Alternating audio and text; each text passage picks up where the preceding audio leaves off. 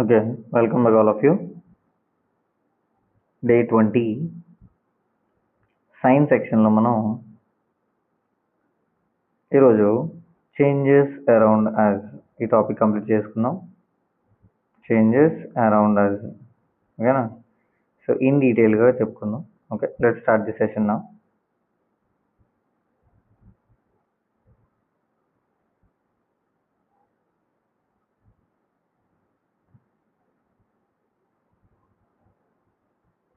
Okay, first so మన చుట్టూ ఒకసారి చూడండి. మనం రోజువారీ జీవితంలో డైలీ రకరకాల చేంజెస్ని మనం చూస్తూ ఉంటాం. సో ఒక చిన్న సీడ్ అనేది ఒక చిన్న ప్లాంట్ కింద గ్రో అవడం, రైట్? సో అండ్ ఐస్ కరిగిపోయి వాటర్ కింద అయిపోవడం, మిల్క్ అనేది పెరుగు కింద కన్వర్ట్ అయిపోవడం, బెలూన్ అనేది గాలి ఊదినప్పుడు ఉబ్బడం, ఎప్పుడు గాలి ఊదితే a piece of paper burns into ash, కాల్ ఇచ్చినప్పుడు అది బూడిదైపోవడం. సో ఇవన్నీ కూడా మనకి చేంజెస్కి ఎగ్జాంపుల్స్ కిందకి వస్తాయండి. అసలు చేంజ్ అంటే ఏంటంటే a change is any alternation that occurs in the shape, అంటే షేప్లో కానీ, సైజులో కానీ, కలర్లో కానీ, పొజిషన్లో కానీ, స్టేట్లో కానీ, కొన్ని ప్రాపర్టీస్ అలా మారడాన్ని మనం ఏమంటామంటే చేంజ్ అంటాం, రైట్? సో సింపుల్ ప్యాటర్న్లో చెప్పాలనుకుంటే ముందున్న దాని మీద అందులో దానికి కొద్దిగా మార్పు కనిపిస్తే చాలు, దాన్ని మనం చేంజ్ అంటాం. సో ఒక చిన్న చూసారనుకోండి, ఇప్పుడు ఫ్యాన్ అనేది రొటేట్ అవుతూ ఉంటుంది. ముందున్న దాని మీద ఫ్యాన్ రొటేట్ అవుతుంది. స్విచ్ ఆన్ చేస్తే వాటర్ అనేది ఏమైపోతుంది, బాయిల్ అవుతూ ఉంటుంది. ముందు నార్మల్గా ఉంది, ఎప్పుడైతే వాటర్ బాయిల్ అవుతుంది చేంజ్ అది కనిపించింది. ఫ్రూట్స్ అనేవి కుళ్ళిపోతూ ఉంటాయి.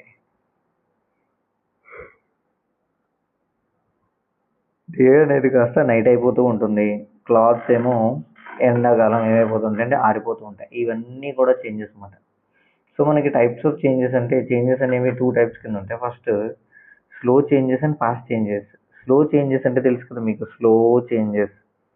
స్లో చేంజెస్ అంటే the changes that takes long time to occur, చాలా టైం పడుతుంది అన్నమాట. దాన్ని మనం స్లో చేంజెస్ అంటాం. ఎగ్జాంపుల్కి ప్లాంట్ గ్రో అవ్వడం, సెకండ్ ఫ్రూట్స్ అనేవి రైపనింగ్ మొగ్గడం కానీ, లేకపోతే కుళ్ళిపోవడం కానీ, రస్టింగ్ ఆఫ్ ఐరన్, ఐరన్ అనేది తుప్పు పట్టడం, నెక్స్ట్ పిల్లలు ఎదగడం, ఇవన్నీ కూడా స్లో చేంజెస్ అన్నమాట. అలా కాకుండా దీనికి క్వైట్ ఆపోజిట్ ఫాస్ట్ చేంజెస్ చూసారనుకోండి, ఫాస్ట్గా అయ్యేవి. బర్నింగ్ ఆఫ్ పేపర్, పేపర్ అనేది తొందరగా కాలిపోతుంది. Bursting of a balloon, balloon పేలిపోవడం, పేపర్ని పేలిపోతుంది. లైటింగ్ మ్యాస్టిక్, మ్యాస్టిక్ని వెలిగించడం చాలా ఫ్రాక్షన్ ఆఫ్ సెకండ్స్లో వెలుగుతుంది. అండ్ బ్రేకింగ్ ఈ గ్లాస్, గ్లాస్ని బదులు కొట్టడం. ఓకేనా? ఇవన్నీ ఫాస్ట్ చేంజెస్లోకి వస్తాయి. సో ఇప్పుడు question, is the growth of a tree a slow change or fast change? చెట్టు పెరగడం అనేది స్లో చేంజా ఫాస్ట్ చేంజా అని అడుగుతున్నాడు. ఏ చేంజ్ అది? చెట్టు పెరగడం అనేది slow change. Next second type of changes reversible and irreversible. Reversible and irreversible, దీన్నే మనం టెంపరీ ఆర్ పర్మనెంట్ చేంజెస్ అని అంటాం. సో రివర్సిబుల్ చేంజెస్ని మనం టెంపరీ చేంజెస్ అంటాం. సో చేంజెస్ అనేవి మళ్ళీ ఒరిజినల్ ప్రోడక్ట్ ముందు ఎలా ఉందో అలా తిరిగి రావచ్చు చేంజ్ అయిన తర్వాత కూడా.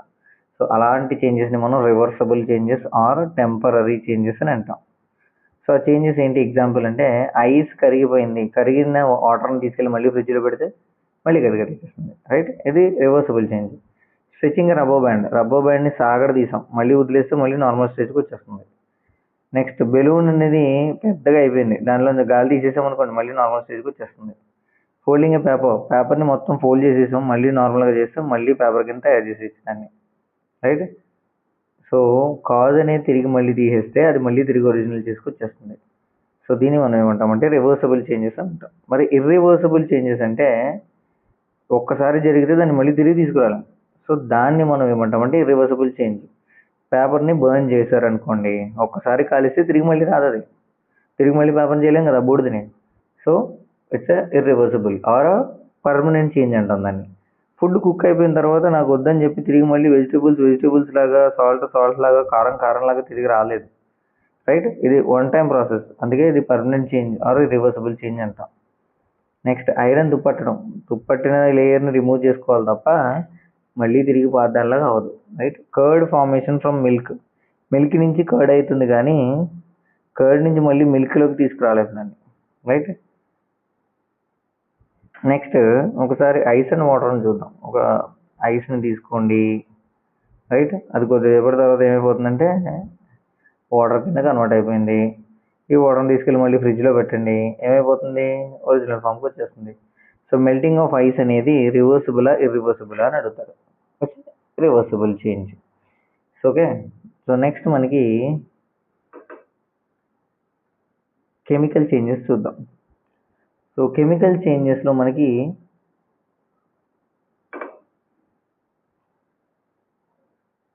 Chemical changes okay. ఈ కెమికల్ చేంజెస్లో ఈ change in which new substances formed is called chemical change. కొత్త సబ్స్టెన్స్ ఫామ్ అవుతుందండి. ఇక్కడ వుడ్ని బర్న్ చేశారనుకోండి, ఏమైపోతుంది? కొత్త సబ్స్టెన్స్ బూడిద వస్తుంది. రైట్? ఐరన్ అనేది తుప్పడుతుంటే పైన ఆక్సైడ్ లేయర్ ఫామ్ అవుతుంది. ఫుడ్ కుక్ అయిన తర్వాత కర్రీ వస్తుంది. ఫుడ్ డైజెస్ట్ అయిపోయిన తర్వాత మనకు కావాల్సిన ఎంజైమ్స్ ఇవన్నీ కూడా బయటకు వచ్చేస్తూ ఉంటాయి. సో ఇక్కడ కెమికల్ చేంజెస్ ఏమైపోతుందంటే న్యూ సబ్స్టెన్స్ అనేది ఫామ్ అవుతుంది. కొత్త సబ్స్టెన్స్ ఫామ్ అవుతుంది. అండ్ ఇది మ్యాక్సిమం ఇర్రివర్సిబుల్ అంటే తెలుసు కదా, అంటే పర్మనెంట్ చేంజ్. ఓకే. సో శాంపిల్కి ఒక ఎగ్జాంపుల్ చూసుకోండి. ఐరన్కి ఆక్సిజను ప్లస్ మాయిశ్చర్ కలిస్తే వచ్చేది rust. So rust is completely different from iron.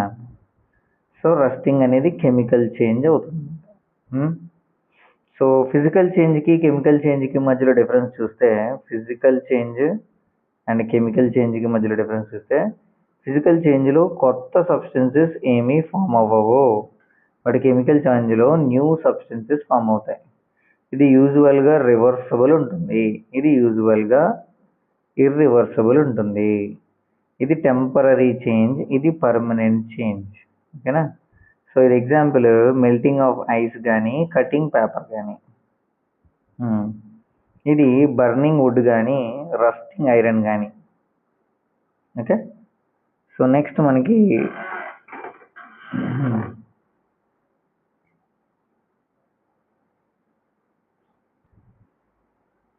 మనకి natural changes and man made changes చూద్దాం. సో న్యాచురల్ చేంజెస్ కదా, చేంజెస్ ఆటోమేటిక్గా మన హ్యూమన్ ఇంటర్వెన్షన్ ఏమీ లేకుండా జరుగుతుంది. దాన్ని మనం న్యాచురల్ చేంజెస్ అంటాం. ఎగ్జాంపుల్కి సీజన్స్ మారిపోతూ ఉంటాయి. దానికి మనకి సంబంధం లేదు. డే అండ్ నైట్ ఆటోమేటిక్గా మారుతుంది. ఎర్త్క్వేక్స్ వస్తూ ఉంటాయి. ప్లాంట్స్ అనేవి గ్రోత్ అవుతూ ఉంటాయి. అండ్ ఫ్రూట్స్ అనేవి ముగ్గుతాయి, కుళ్ళిపోతాయి. రైట్?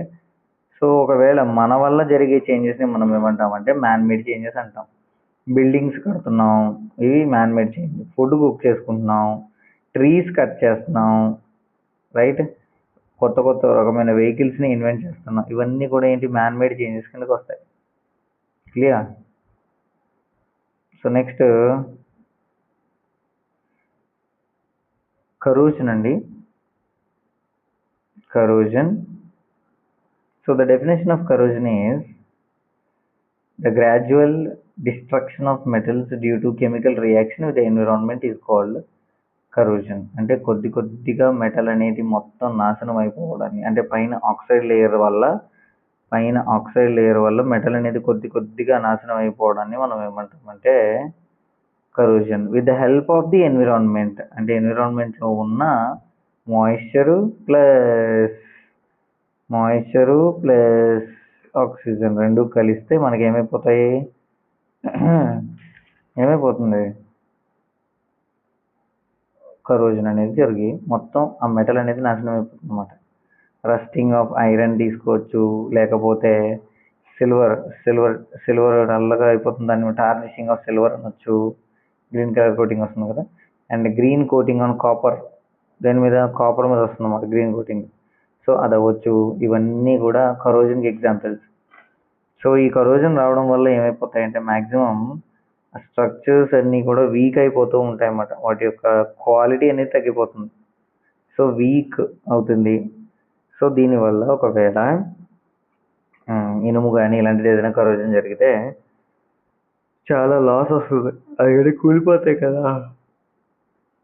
ఓకే. సో దీన్ని ప్రివెంట్ చేయడానికి మనం కరోజన్ తగ్గించడానికి ఏమైనా ఛాన్సెస్ ఉన్నాయంటే ఉన్నాయి. పెయింట్ వేయచ్చు, లేదా కోటింగ్ వేయచ్చు, లేదంటే గ్యాల్వనైజేషన్ గురించి నెక్స్ట్ చెప్పుకుందాం మనం. Electroplating. So right. So rusting అనేది it's an example for corrosion. So next galvanization చూద్దాం. గ్యాల్వనైజేషన్. సో గ్యాల్వనైజేషన్ అంటే ఏంటి? The process of coating iron with zinc. So ఐరన్కి జింక్ కోటింగ్ వేస్తే వచ్చేదాన్ని మనం ఏమంటామంటే గ్యాల్వనైజేషన్ అంటాం. రైట్. సో ఇలా జరిగినప్పుడు ఏమైపోతుందంటే జింక్ ఏం చేస్తుందంటే ఐరన్ని లోపలికి ఆక్సిజన్ని కానీ వాటర్ డ్రాప్లెట్స్ కానీ లోపలికి వెళ్ళినది. అంటే డైరెక్ట్ అది వెళ్ళి టచ్ చేయలేదు అనమాట ఐరన్ లేయర్ని. చుట్టూరు ఎవరున్నారు? జింక్ ఉండిపోయారు కదా. ఆ జింక్కి టచ్ అయ్యి వెళ్ళిపోతుంది తప్ప లోపల ఐరన్కి టచ్ అవుతుంది కాబట్టి ఐరన్ అనేది తుప్పడదు. మరి జింక్ ఎందుకంటే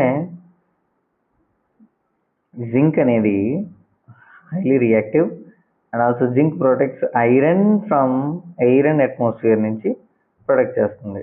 ఎగ్జాంపుల్స్ వేటికి ఉంటాయంటే వాటర్ పైప్స్కి, బకెట్స్కి, రూఫింగ్ షీట్స్కి, వీటన్నిటికి కూడా జింక్ కోటింగ్ వేస్తూ ఉంటారు. So which metal is used in galvanization? గ్యాల్వనైజేషన్లో ఏ మెటల్ వాడతారు? జింక్. గుర్తుపెట్టుకోండి. నెక్స్ట్ క్రిస్టలైజేషన్ అండి. సో క్రిస్టలైజేషన్ అంటే ఒక సొల్యూషన్ నుంచి ప్యూర్ క్రిస్టల్స్ అనేవి అబ్టైన్ చేయడాన్ని మనం ఏమంటామంటే క్రిస్టల్స్ అంటారు. సో ఈ కాపర్ సల్ఫేట్ని హాట్ వాటర్లో డిజాల్వ్ చేయండి. రైట్. సో కొద్దిసేపు అది కూల్ అవ్వనివ్వండి. తర్వాత ఏమైపోతుందంటే మనకి చిన్న చిన్న క్రిస్టల్స్ కింద ఫామ్ అవుతూ ఉంటాయి. రైట్. సో క్లారిటీ ఉంది కదా మీకు? డిజాల్వ్ కాపర్ సల్ఫేట్ని హాట్ వాటర్లో మిక్స్ చేసి సొల్యూషన్ కూల్ అయ్యే వరకు ఆగి తర్వాత కొద్దిసేపటి తర్వాత ఏమేమి చూస్తే మనకి క్రిస్టల్స్ అనేవి ఫామ్ అవుతాయి అన్నమాట, చిన్న చిన్నవి. రైట్. ఉప్పు ఉంటుంది కదా మన కళ్ళుప్పు, అలా తయారవుతుంది అన్నమాట. సో దీనివల్ల ఏమైపోతుందంటే uses of this crystallization is, దీనివల్ల సబ్స్టెన్సెస్ అనేవి ప్యూరిఫై అవుతాయి. Purification of the substances. And దీన్ని బేస్ చేసుకుని మెడిసిన్స్ తయారు చేస్తారు ఈ ప్రాసెస్లో. అండ్ ఇది ఎక్కడ వాడతారంటే కెమికల్ ఇండస్ట్రీస్లో ఎక్కువ వాడుతూ ఉంటారు. ఎగ్జాంపుల్ ఈ టైప్ తయారు చేసేవి షుగర్ క్రిస్టల్స్ కానీ, చక్కెర పలుకులు వస్తూ ఉంటాయి మనకి, సాల్ట్ క్రిస్టల్స్ కానీ ఇవి, అండ్ కాపర్ సల్ఫేట్ క్రిస్టల్స్ కానీ, ఇవన్నీ కూడా క్రిస్టలైజేషన్కి ఎగ్జాంపుల్స్ అన్నమాట. నెక్స్ట్ ఆక్సిడేషన్ అమ్మ. సో ఆక్సిడేషన్ అంటే ఏంటి? Addition of oxygen or removal of hydrogen. ఆక్సిజన్ని యాడ్ చేయాలి లేదా హైడ్రోజన్ని రిమూవ్ చేయాలి. దీన్నే మనం ఆక్సిడేషన్ అంటాం. ఆక్సిడేషన్ అంటే ఆక్సిజన్ని యాడ్ చేయాలి. సో ఐరన్ అనేది తుప్పడుతుందంటే ఆక్సిజన్ దానికి యాడ్ అవుతుంది కాబట్టి ఏమైంది? ఐరన్ అనేది తుప్పైపోతుంది. నెక్స్ట్ మెగ్నీషియం రబ్బర్ని బర్న్ చేసాం అనుకోండి. మెగ్నీషియం రబ్బర్ని బర్న్ చేసిన వెంటనే ఆక్సిజన్తో రియాక్ట్ అయ్యి మెగ్నీషియం ఆక్సైడ్ వస్తుందండి. ఓకే. సో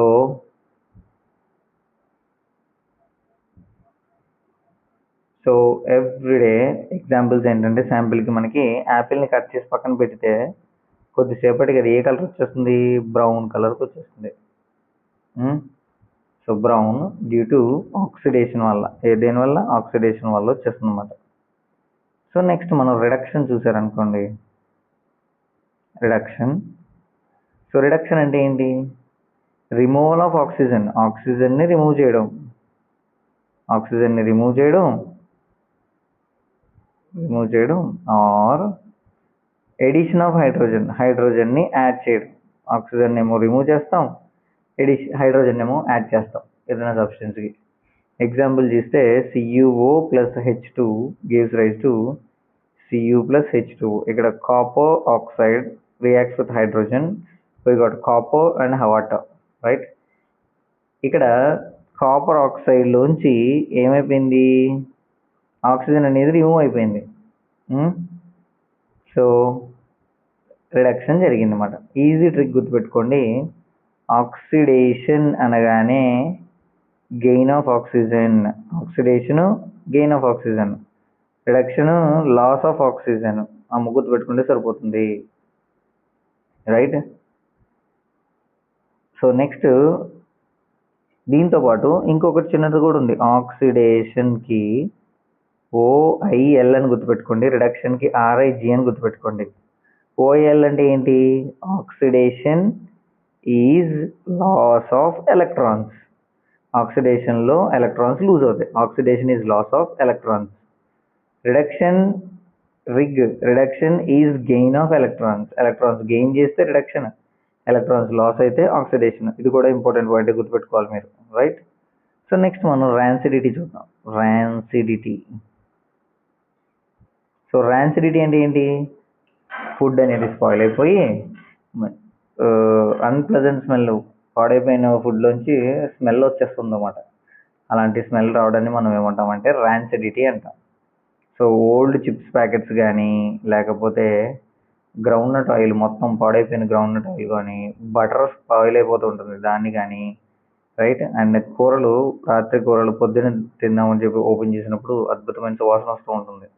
సో దానివల్ల కానీ, సో ఇవన్నీ కూడా ర్యాన్సిడిటీకి ఎగ్జాంపుల్స్ అన్నమాట. ఓకే. సో ర్యాన్సిడిటీ ప్రివెంట్ చేయాలంటే గాలి లోపలికి వెళ్ళకూడదండి, అందుకే ఎయిర్ టైట్ కంటైనర్స్ పెడతాం, రైట్. రిఫ్రిజిరేషన్, ఫ్రిడ్జ్లో పెడితే సరే ర్యాన్సిడిటీ అనేది తగ్గుతుంది. సో లేదు, చిప్స్ పాడవకుండా ఏం చేస్తారంటే కంపెనీస్ వాళ్ళు ఏం ఫిల్ చేస్తారు? అందులో నైట్రోజన్ గ్యాస్ని ఫిల్ చేస్తారు. అండ్ తయారు చేసేటప్పుడు అందులో కొద్దిగా యాంటీ ఆక్సిడెంట్స్ని కూడా యాడ్ చేస్తారు. సో పొటాటో చిప్స్ ప్యాకెట్స్ అన్నీ కూడా నైట్రోజన్ గ్యాస్తో ఫిల్ చేస్తారు. ఎందుకు? Because to prevent it from rancidity, oxidation and rancidity. Oxidise అయిపోతే అవి మెత్తబడిపోతాయి, రైట్. మెత్తబడిపోయిన తర్వాత కొద్దిసేపటికి అవి మొత్తం కూడా ఏమైపోతాయి? ర్యాన్సిడిటీకి క్లియర్ అయిపోతాయి. సో అందుకే మనం అందులో ఏం చేస్తాం? మనం మొత్తం గాలిని బ్రీత్ చేసి నైట్రోజన్ గ్యాస్తో ఫిల్ చేసేస్తాం అన్నమాట. ఓకేనా? సో ఒకసారి మొత్తం రివైజ్ చేసుకుందాం, అసలు ఏం చెప్పుకున్నాం ఏంటి అనేది. ఫస్ట్ టెంపరీ చేంజ్కి ఎగ్జాంపుల్ చెప్పండి. రబ్బర్ బ్యాండ్ని స్ట్రెచ్ చేస్తే మళ్ళీ నార్మల్ స్టేజ్కి వచ్చేస్తుంది, తిరిగి రావడాన్ని మనం టెంపరీ చేంజ్ అంటాం. పర్మనెంట్ చేంజ్ అయితే తిరిగి రాదు. ఇంకా పేపర్ని బర్న్ చేశారనుకోండి మొత్తం కాలిపోతుంది. న్యాచురల్ చేంజ్ మన ప్రమేయం లేకుండా జరగాలి, అంటే మొక్కలు బతకడం, పెరగడం, అవన్నీ. మ్యాన్ మేడ్ చేంజ్, వంట వండుకోవడం, cooking food, right. So physical change ఏమైనా ఉందా అంటే మెల్టింగ్ ఆఫ్ ఐస్ అన్న, ఐస్ మెల్ట్ అవ్వడం. కెమికల్ చేంజ్ ఏమైనా ఉందా అంటే రస్టింగ్ ఆఫ్ ఐరన్ రస్ట్ అవ్వడం, అంటే తుప్పు పట్టడం. నెక్స్ట్ కరోజన్ జరిగిందనడానికి అంటే రస్టింగ్ ఆఫ్ ఐరన్, తుప్పు పట్టడం, దీనికి యాక్సిటీస్. గ్యాల్వనైజేషన్ అంటే ఏంటి? గ్యాల్వనైజేషన్ అంటే జింక్ కోటింగ్ ఆన్ ఐరన్ పైన జింక్ కోటింగ్ వేయడం. నెక్స్ట్ క్రిస్టలైజేషన్ అంటే ఏంటి? కాపర్ సల్ఫేట్ క్రిస్టల్స్ని తయారు చేయడం. అండ్ నెక్స్ట్ ఆక్సిడేషన్ అంటే ఏంటి? రస్టింగ్ కానీ బర్నింగ్ కానీ, right. These are all example for oxidation. Reduction removal of oxygen. Rancidity spoilage of oils and foods, right. So these are all the topics that we have covered today. So ఇవన్నీ ఎందులో ఉంటాయి? మనకి changes around us లెసన్లో ఉన్నాయి. ఓకేనా? So keep that in mind, చాలా జాగ్రత్తగా చూసుకోండి. ఓకేనా? Okay, that's it.